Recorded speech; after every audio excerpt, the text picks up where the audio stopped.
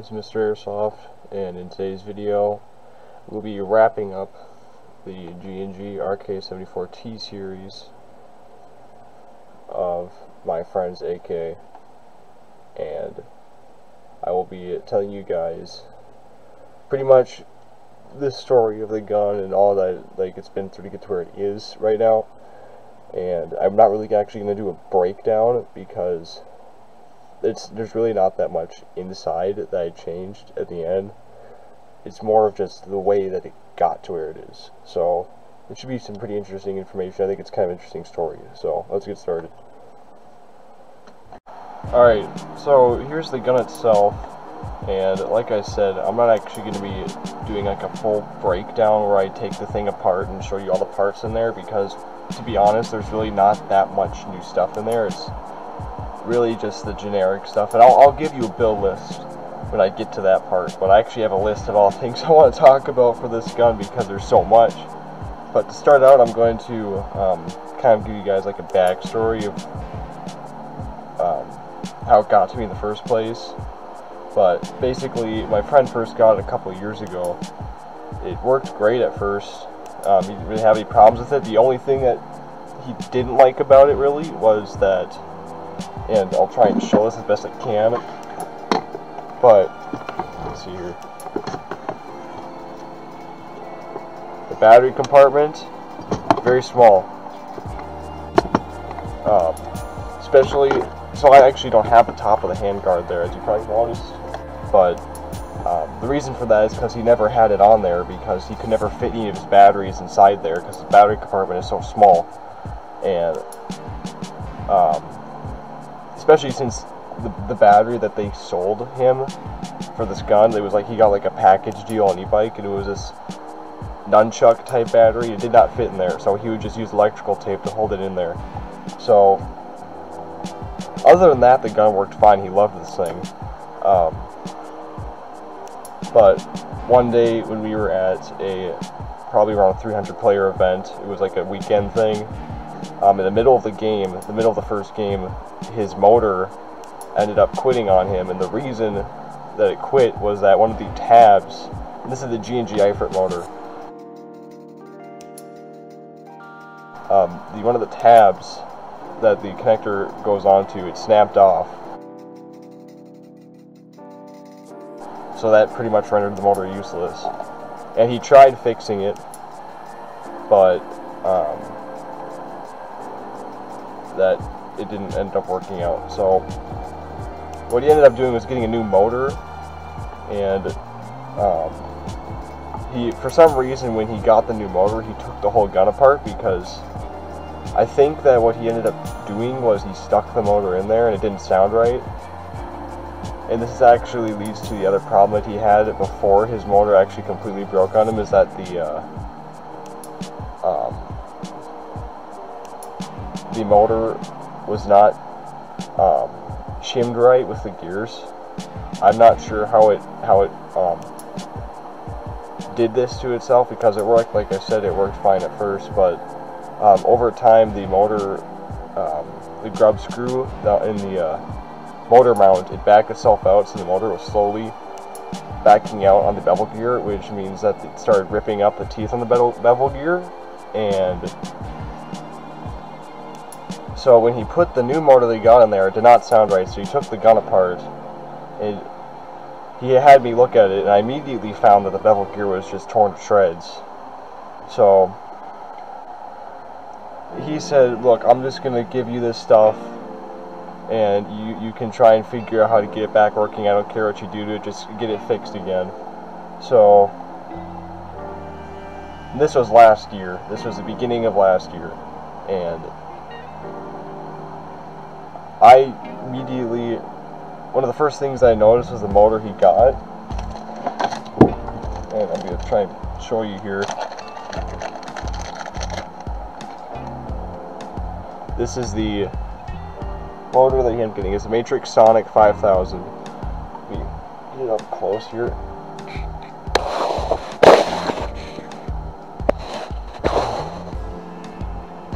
Anyways, that just so happens to be one of the fastest motors that you can get on the market. It's 11 TPA motor. So I told him this is one of the fastest motors you could possibly get. I don't know how well it's going to work with your stock setup. What I first was going to try to do was just make all that work how it was, and obviously swap out a gear for a new one, the bevel gear. But then he also asked me to rewire the gun to the back so that he could get, he's going to get a, let me see here, he's going to get a stock pouch. It's like a make pouch, but he's going to house a new bigger battery in there, so then he doesn't have to try and cram one into the handguard. And that's the same thing that I did with my M16. I just got a stock pouch for the stock to put my battery in. So he's going to do that as well, because he does not like that, like I already mentioned. So that's what he wanted. He just wanted to get working again. He wanted to be rear wired. So, like I said, the first thing I noticed obviously is that that motor was insanely fast for a stock setup. So I tried to make it work, and as you guys saw in the previous videos, if you watched those, I had some proprietary issues with G&G where the stock selector plate was not according to regular spec because it had an ETU in it. The ETU itself, because it's a micro switch, it had a special shaped trigger. I'm actually going to see if I can find it here. So here's the trigger itself, and as you can see, there's some extra material on it. But basically this pushes on the micro switch. Instead of a regular V3 trigger, there's the other piece that would slide onto here, and that rotates, not really rotates, but it moves along with the trigger when it's pulled, and that has a notch that pushes on the trigger trolley. So I had to get a regular V3 trigger for that, and along with that, since it was an ETU, it had a different style selector plate and cutoff lever for some reason. And the cutoff lever, is, I already showed you guys in the other videos, it was not designed regularly. The cutoff piece on the lever was moved farther down the arm for some reason. I don't know why they did that, but it rendered it useless with regular setups, with a regular trigger trolley. And then along with that, the selector plate was designed differently, so I had to replace that as well.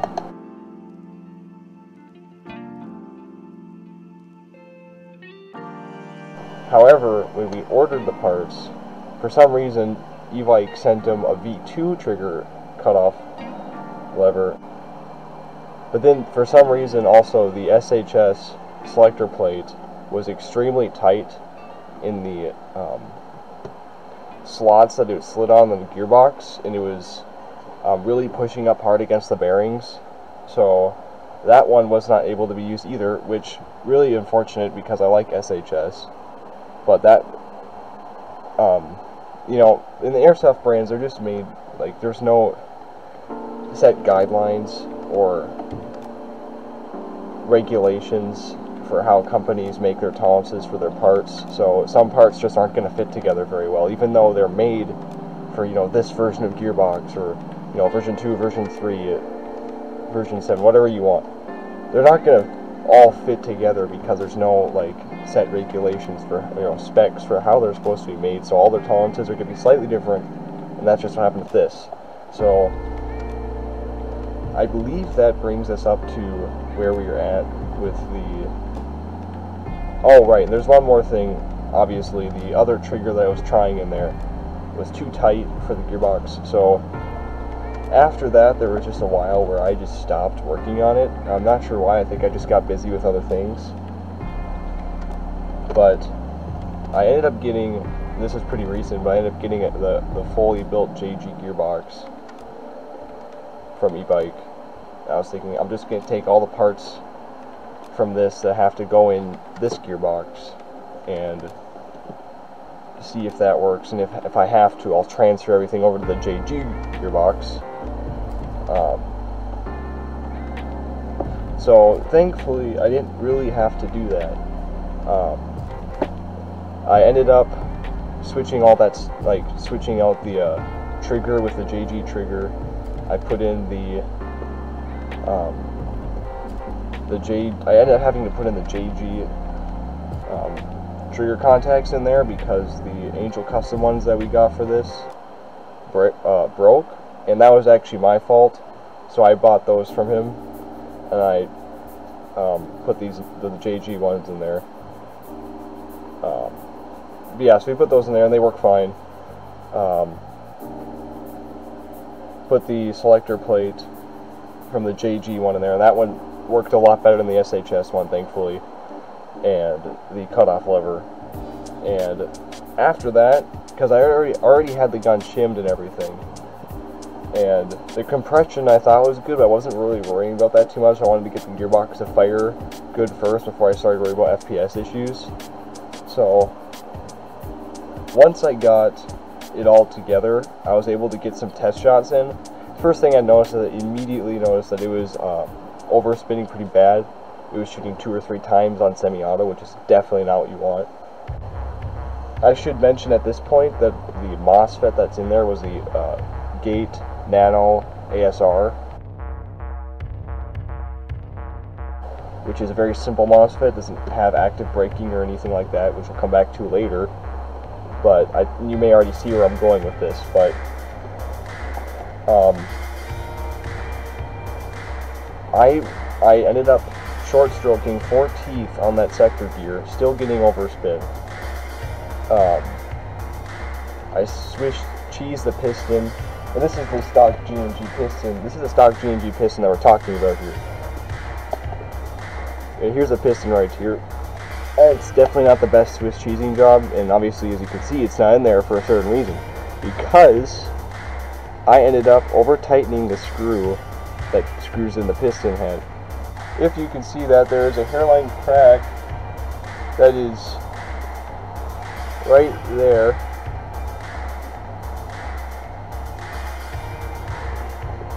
And that is from me over-tightening the screw, and I learned my lesson from that. Definitely just want to use some glue or Loctite on the screw to make sure it doesn't come out. Don't over tighten it, because you're going to break a piston. I actually broke a piston. It was an SHS piston the same way. So I learned my lesson from that. I'm not over tightening those stupid screws anymore. So like I said, I Swiss cheesed the piston, ended up breaking it. I put in an SHS light speed piston. I shortened the spring on the trigger trolley to make it return faster. I bent the prongs on the trigger contact so that there was only minimal contact between the trigger trolley and the trigger contacts.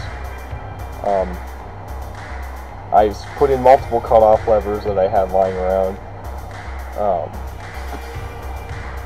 Nothing was stopping the overspin at all. I actually even put in M130 spring at one point. But while I was doing these tests, I noticed that when you were, spamming a trigger on semi, the matrix motor was smoking. So, and that's kind of what I was afraid was going to happen with, stock gears, stock spring, if not a heavier spring. This motor was going to be under too much load. So I told my friend, this setup is going to work well with your motor. It's just too much load for how little torque it has. So I told him, you're going to have to get a different motor. And I have a 16 TPA ASG motor that you can buy from me. I will buy used because that motor was used. So you can buy it from me used, and I'll buy this one new because this matrix, I'll buy it new because it hasn't been really used that much at all. So that's what I did. He's using the ASG in there now, and even then I was still getting overspin because I figured surely it just must be this how speedy the motor is, but nope, still getting overspin. I put an M130 in there, still getting overspin. So I ended up taking this problem to Airsoft Society, So here is a quote from Ben3721 on Airsoft Society, and he basically says here that, he says, let's say you have two 35 round per second setups. One is stock 18-to-1 gears with a really high speed motor. One is 12-to-1 gears with a high torque slow motor. The 18-to-1 setup would need this motor to spin faster, which in result means bevel and spur also has to spin faster. All this heavy steel and copper has a lot of inertia, which we call overspin. The high-speed gearbox will actually require less movement and speed of the motor, bevel, and spur to achieve the same RPS goal with the sector, meaning it will have less inertia and less overspin. It will also be less efficient and use more battery overall. So, and then he also says here, I don't ever recommend dropping a fast motor into a stock gun with 11.1 volt because almost always this issue pops up. So there you go.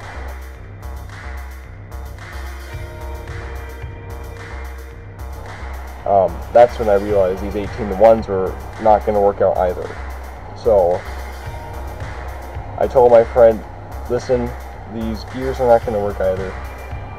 I have these 13-to-1 SHS gears that I got from this SHS like speed pack that I got in Airsoft Station. It comes with a 16 TPA SHS motor, an M120 spring, 13-to-1 gears, and an SHS speed piston. And I really like that pack. It's only about 60-70 bucks. It actually saves you a lot of money. So I like to have one of those lying around. So I took those gears from that. I gave those to him. I bought his stock gears, and I shimmed those into the gearbox and everything with the motor, the ASG 16 TPA motor, and I was still getting overspin. I was just baffled. That's when I started to think it was some kind of electrical issue. So I went with a hunch. I followed a hunch that I had had since this issue started. I took my Gate Murph 3.2, which does have active braking, out of my M16. I put it in here, and there was no overspin at all. It fired flawlessly. So once again, I told my friend, hey man, I'm sorry, but this MOSFET is not going to work either. I know you're on a budget, but you need active braking with this setup. So he bought the Gate Murph. I bought the other MOSFET from him because I felt bad. And so that's obviously, he has that, let me see here. He has that right here. And so finally conquered that issue. So after that, I had to figure out, because the gearbox was working fine after that, so I had to figure out how to fit it inside here with it being rewired. So, and I should mention that when I was fitting this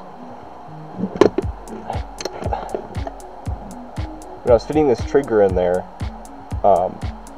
the G&G proprietary trigger didn't have all this extra material that regular V3 triggers have, and you can kind of see that right here. So I had to cut away a bunch of material on the gun itself so that this trigger could fit in there.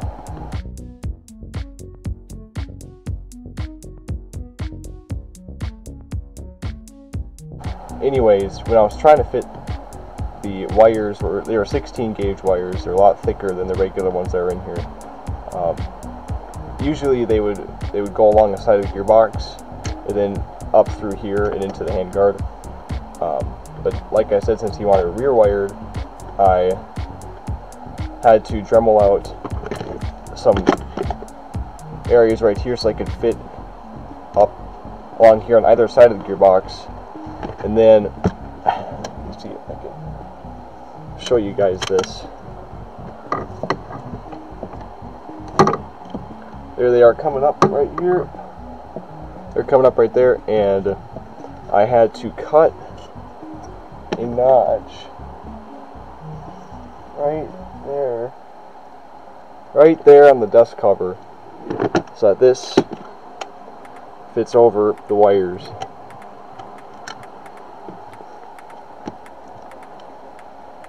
And doesn't cut them in half. So I did that, And that was pretty much it. I got it all the wiring and stuff. I got it fitted in here and it fitted fine. However, that wasn't completely it. I had really low FPS issues, and it was using the stock spring. So, and I should mention that even though I short-stroked, I think I short-stroked 3 teeth on the sector gear. That's still because where the piston, the hole in the piston,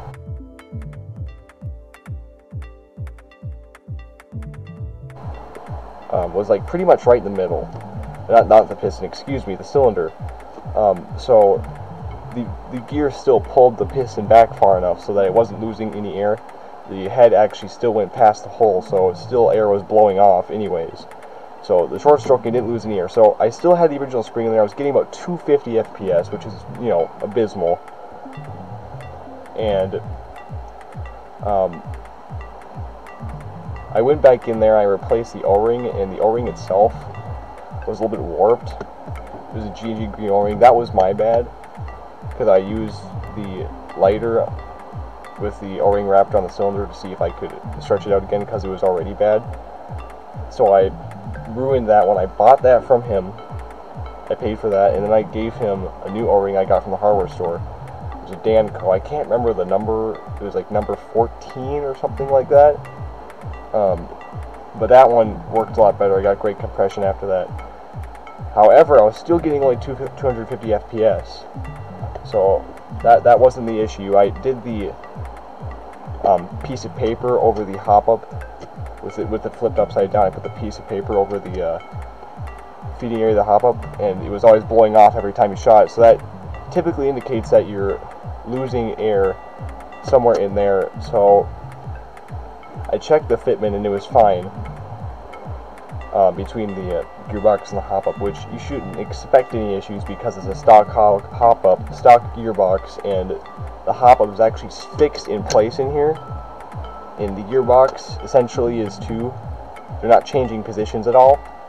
So with an M4, you might have to shim the gearbox inside the receiver in a certain way so that it lines up with the hop-up right. But with this, it's a lot more sturdy, so that wasn't the issue. So this was actually a mistake on my part, but I had a sector delay chip in there because I was thinking it might have feeding issues with how fast it was shooting. So I went in there, I took the delay chip out, and that solved it because the delay chip was actually pulling the tappet plate back too soon, so that halfway through the shot the piston hasn't fully returned yet, and the plate already gets pulled back from the delay chip. So all the excess air, the nozzle gets pulled back in the hop-up, so all the excess air just shoots out of the hop-up. That fixed it, and I didn't have any feeding issues, thankfully. If it did, I probably would have had to put a heavier spring in there and maybe short-stroked another tooth and lighten the piston more, because I do know that there are setups where you need to have a sector delay chip in there or you'll have feeding issues. Thankfully, this one did not have that instance, but if you did, then you'd have to figure out a way to make the piston return in time before the tappet gets pulled back. But thankfully it didn't happen. So I put an M120 spring in there, and now it's getting about 380 FPS. So that pretty much sums it up, actually. But the final parts list that is in there is, you know, the Gate Murph 3.2, ASG 16 TPA motor, SHS 13:1 gears, SHS blue speed piston, and I think everything else is stock besides obviously the O-ring and the shims and, you know, little things like the grease and stuff. Everything else is stock though. So 380 FPS. And this is getting about 32 rounds per second with .20s. Or, excuse me, this is getting about 32 rounds per second.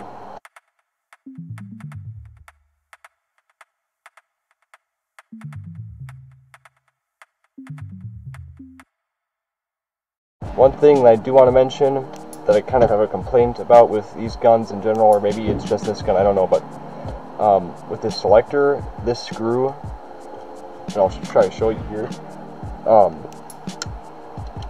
This screw spins along with the selector, and he's had issues with that in the past where it actually worked its way out because of that. So, and there's not really any way you can secure it in there and still have this selector not be floppy. So yeah, I don't really know. If you guys have any suggestions for how to secure that screw in there and still keep this tight, I mean, without, like, you know, gluing the screw in, which is not a good idea if you ever have to take this apart again. If you guys have any suggestions, let me know. But I just don't like how it is like that, and these threads are really ripped up now because of how much that happens.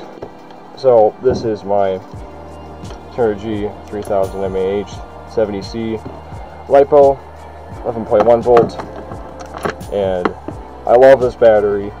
I actually told them, you're going to need to get a big battery like this if you want to run this thing reliably and for, you know, have it last a while, you know, per day when using it, because if you use a regular battery, one, it's going to be hard on the battery because of the amp draw and the motor, and possibly the MOSFET too, actually. Probably, honestly, it'll be hard on the MOSFET too. And you're going to kill a battery pretty quickly during the day when using it if you don't have something as big as this. So he's getting a bigger battery. Like I said, I put in the stock pouch that I put on there. So safe, semi, full.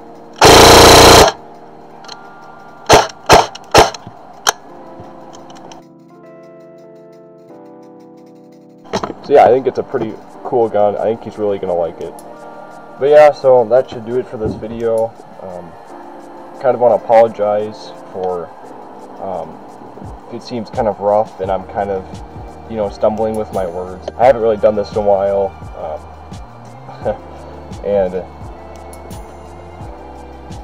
trying to get back into this again. I haven't kind of stepped away from doing airsoft, like working on guns for a while, because another number of things. I got a new job, I have to work a lot more, and I got a truck, and that's brought its own slew of issues.